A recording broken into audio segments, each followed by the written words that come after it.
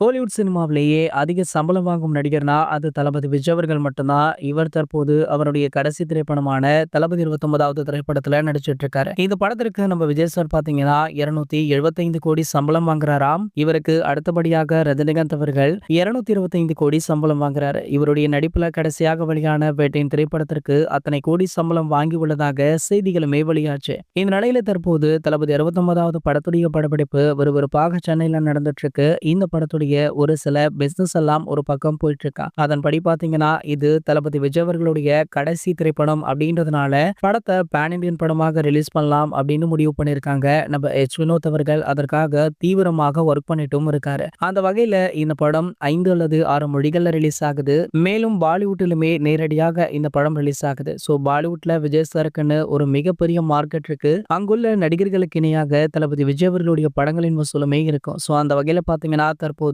பாலிவுட்டுடைய உரிமையை பிரபல நிறுவனம் ஒன்று வாங்கியிருக்காங்களாம். இதுவரைக்குமே பாலிவுட்ல இந்த அளவிற்கு எந்த படமுமே வியாபாரமாகல அப்படின்றதுனால இதனை தற்போது தளபதி ரசிகர்கள் சோஷியல் மீடியாக்கள்ல செலிப்ரேட் பண்ணிட்டும் இருக்காங்க. இப்படி தளபதி 69வது படத்தை பற்றி வெளியாகிற அடுத்தடுத்த அப்டேட்டுகளை நீங்க உடனே தெரிஞ்சுக்க நம்மளுடைய சேனலை மறக்காம சப்ஸ்கிரைப் பண்ணிக்கோங்க.